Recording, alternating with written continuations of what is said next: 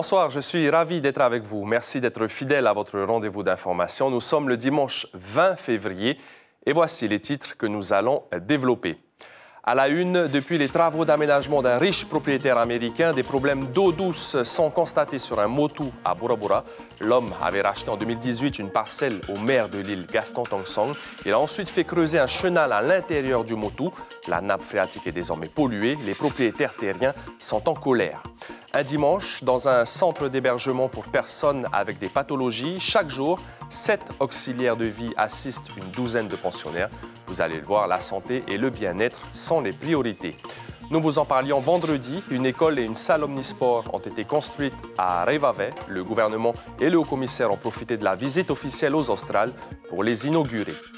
Dans notre page des sports du dimanche soir, nous prendrons des nouvelles de notre champion de surf, Michel Bourez, qui se remet doucement d'une opération du genou.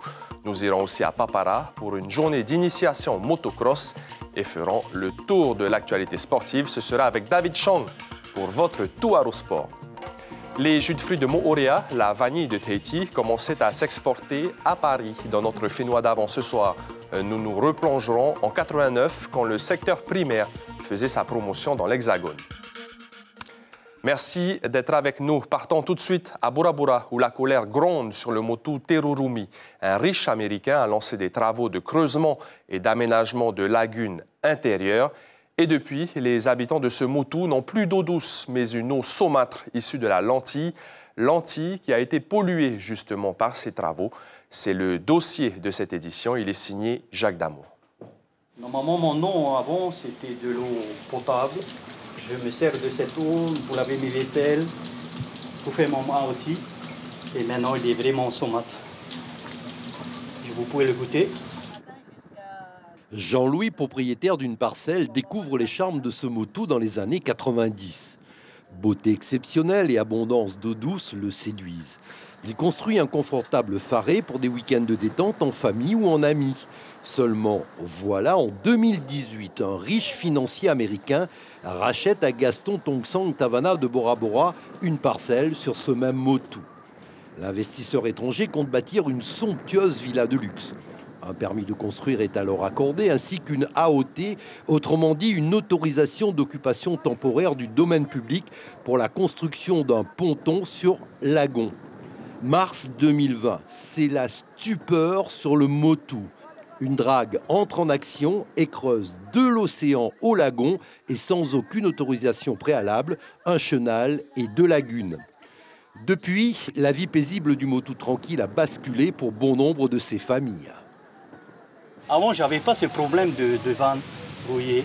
Maintenant, mes vannes sont rouillées à chaque fois. Je n'arrive plus à enlever.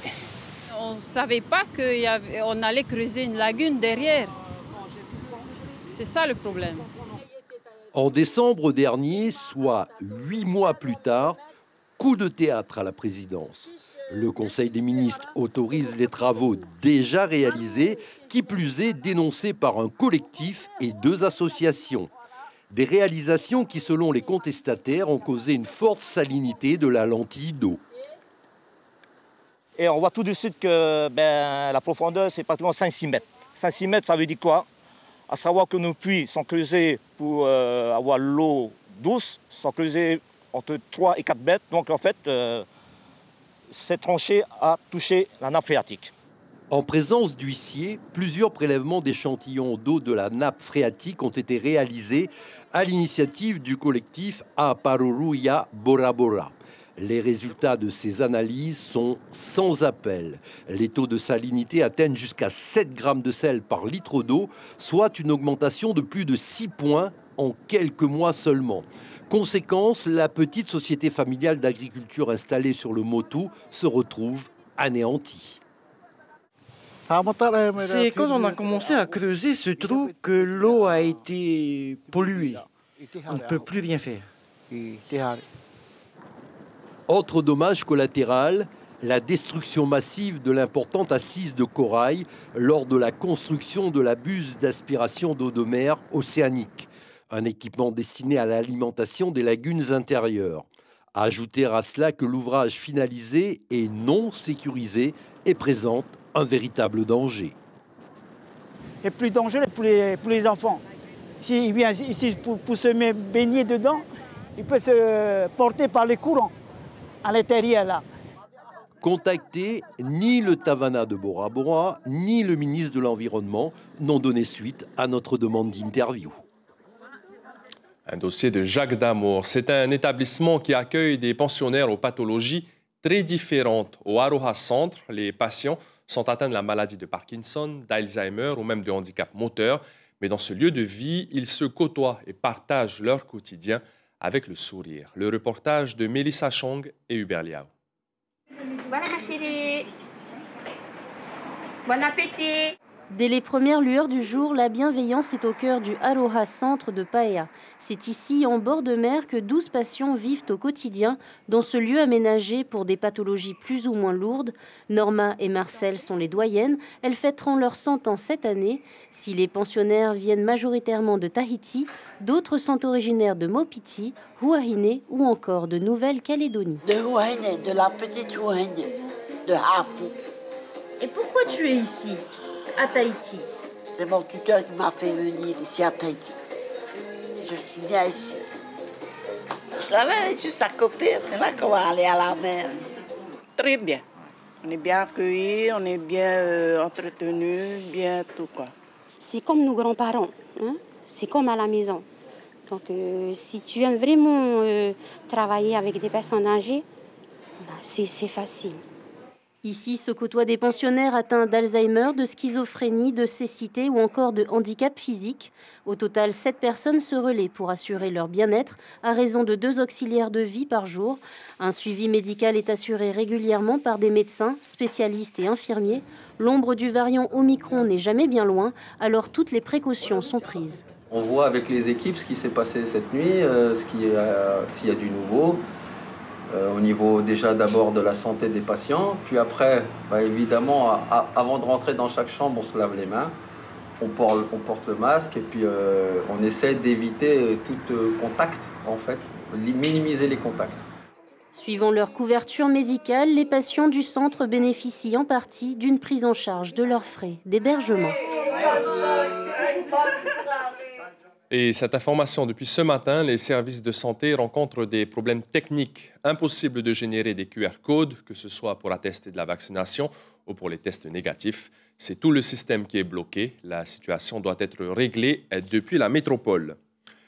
Prenons la direction de Bora Bora désormais. Les descendants des GI, les anciens soldats américains installés durant la Seconde Guerre mondiale sur l'île, ont célébré les 80 années de leur venue et de leur rencontre du coup avec un parent originaire de Bora Bora.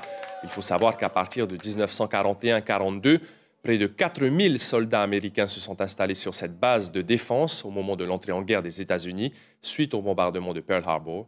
Durant la soirée, le documentaire hors compétition du FIFO 2022 sur les traces des GI à Bora Bora a été diffusé. Je vous propose d'écouter ces réactions recueillies par Rosanna Maihuta.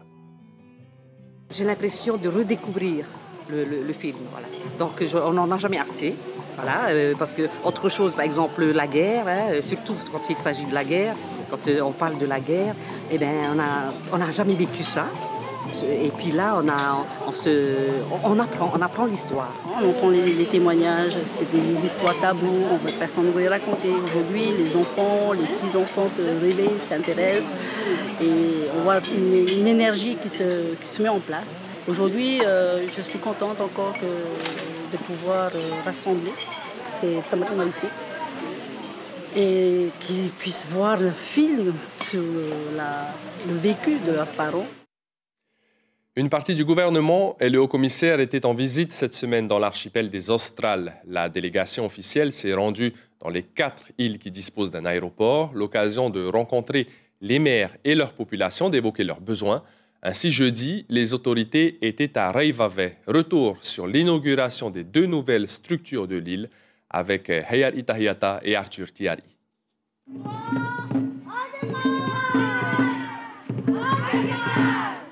Les enfants de Reivave étaient placés solennellement pour accueillir la délégation des autorités.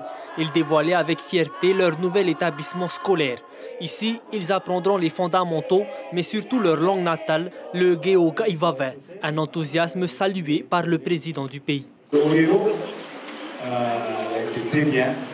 Et merci surtout de vous regrouper aussi nombreux pour nous accueillir. Mais en dehors de cet aspect structural, l'éducation est un enjeu primordial pour l'île. Depuis quelques années, elle fait face à une baisse d'effectifs de plus en plus prononcée. Je suis arrivé en 2009, l'effectif était à 134 élèves. Aujourd'hui, je suis à 92 élèves. Donc voilà, à cause de cette diminution d'effectifs, il y a eu beaucoup de suppressions depuis, de suppressions de postes.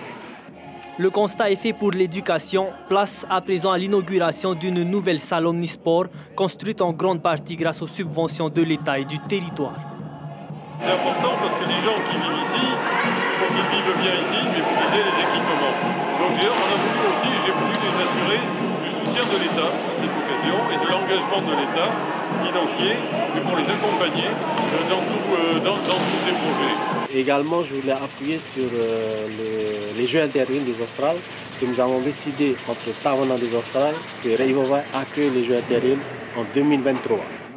Le maire de l'île a profité de cette visite officielle pour adresser toutes les doléances de sa population, parmi elles la finalisation de la route de ceinture et la protection des berges de l'île. Et puisque nous parlons politique, demain à 11h, Édouard Fritsch présentera son nouveau gouvernement. Il s'agit du 4e remaniement. Polynésie la Première sera bien sûr en direct en télé, en radio et sur Internet. Et comme chaque dimanche, place désormais à la page sportive de cette édition.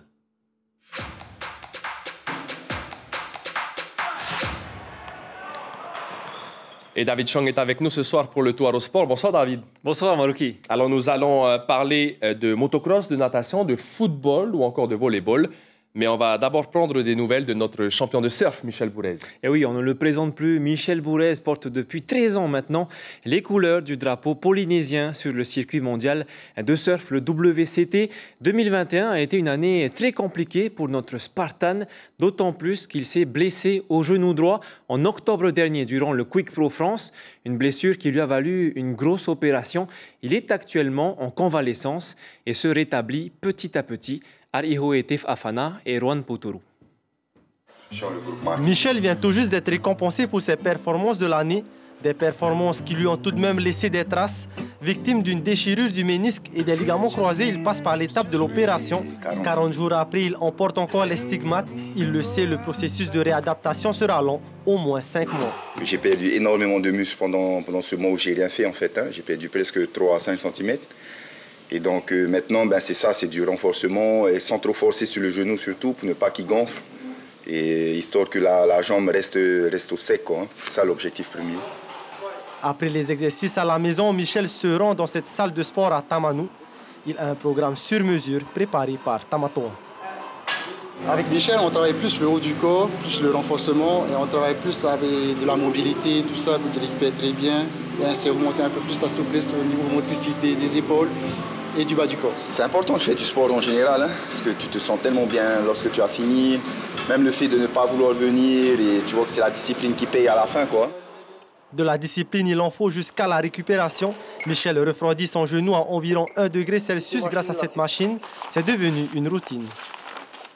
Contre l'inflammation, en fait. Donc je fais ça à peu près 3 à 5 fois par jour, une fois après chaque entraînement.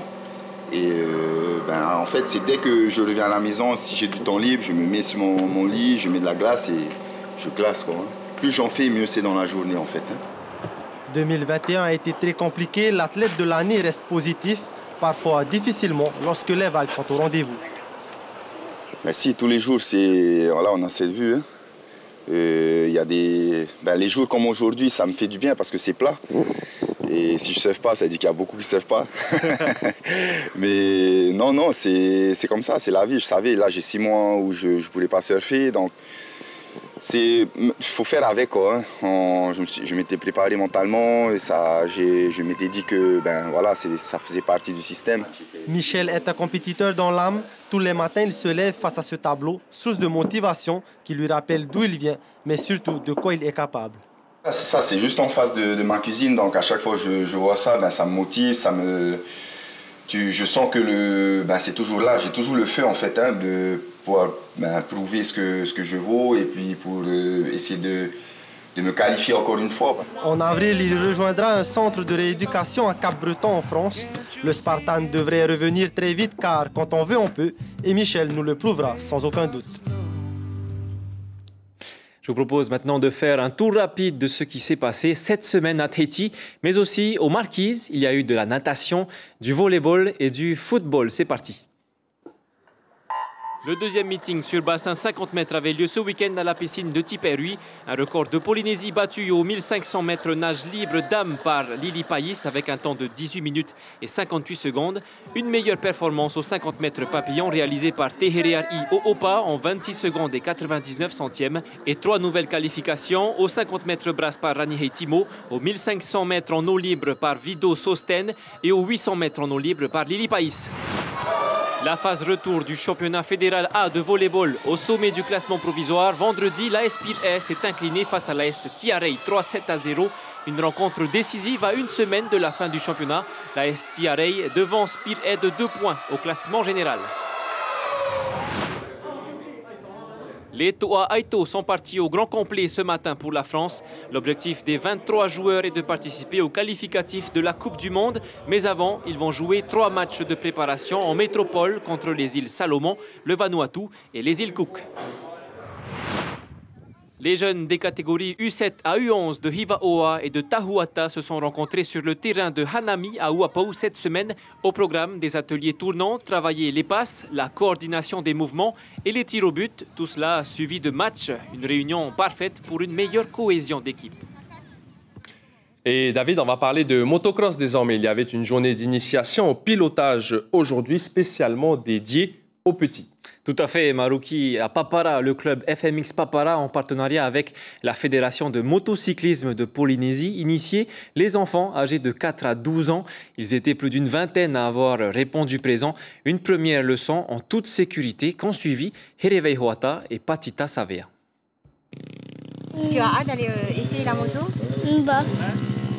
Pourquoi? Parce que j'ai un peu peur, c'est ma première fois. Le démarrage est timide, mais Okorangi, 7 ans, a réussi à dépasser l'appréhension de la première fois.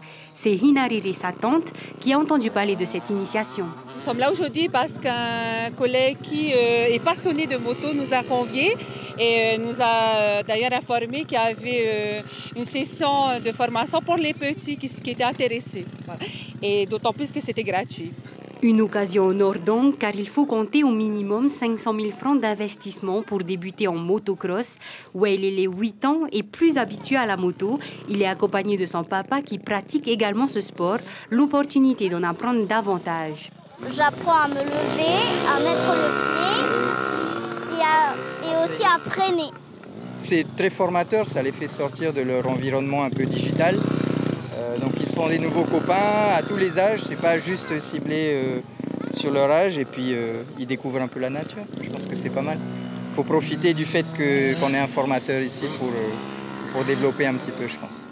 Oula, j'arrête d'accélérer et je freine. Le formateur en question, c'est Nathan Giroudon, arrivé au Fénois en janvier. Il est déjà à sa 3e journée de formation.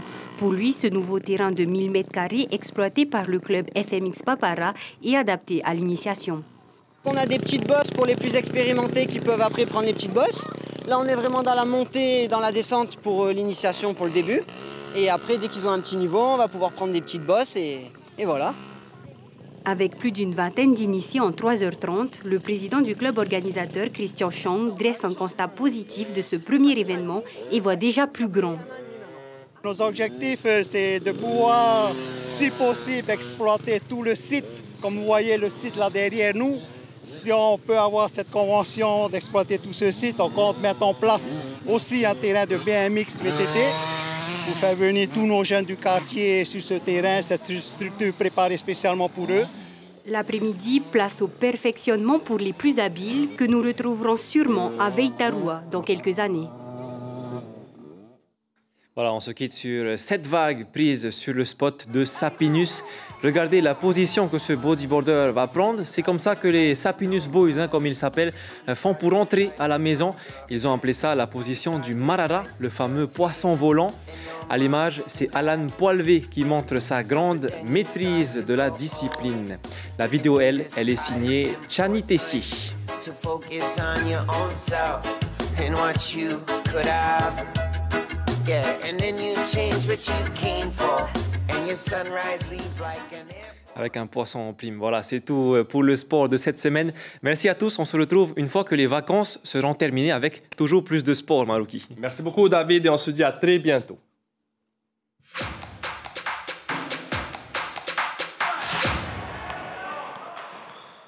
Remontons désormais 30 ans en arrière, au moment où notre secteur primaire commençait à faire sa promotion à l'international, et notamment à Paris. La vanille et les jus de fruits de Moorea avaient l'ambition de s'exporter. Regardez plutôt ce reportage d'Eugène Roé, c'était en février 89. Voici notre Fénois d'avant.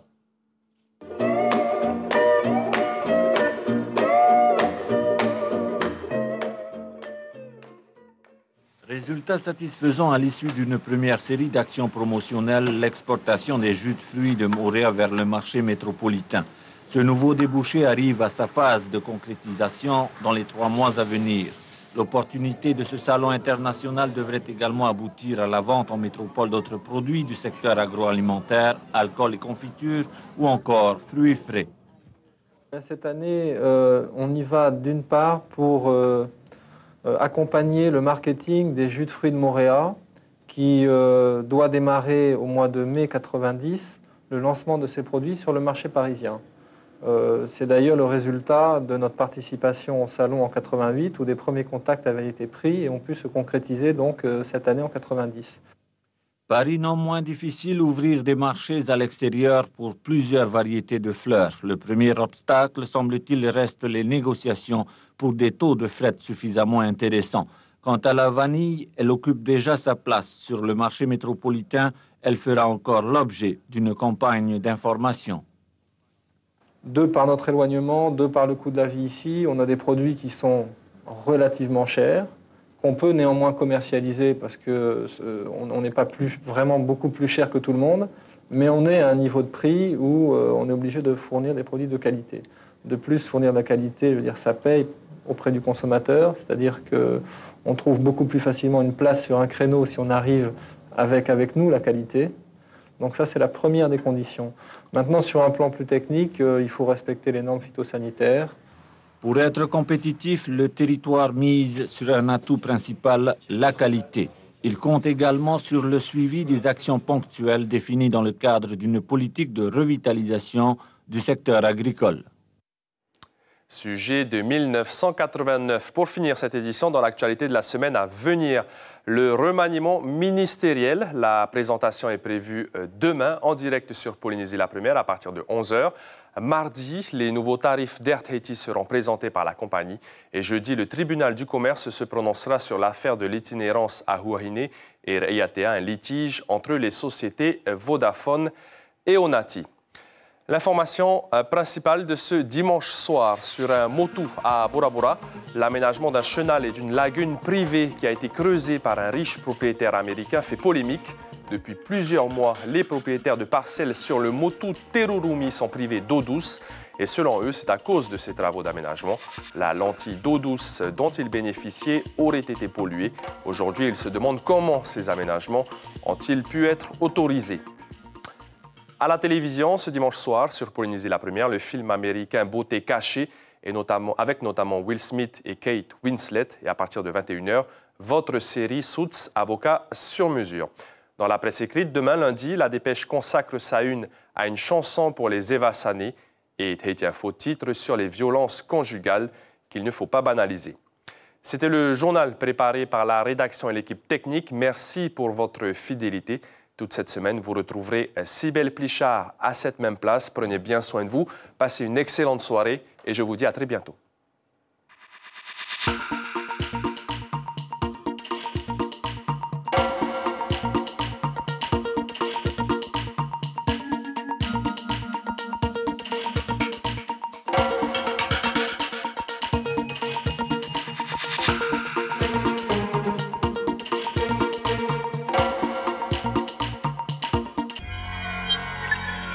Retrouvez ce programme en replay sur notre site internet.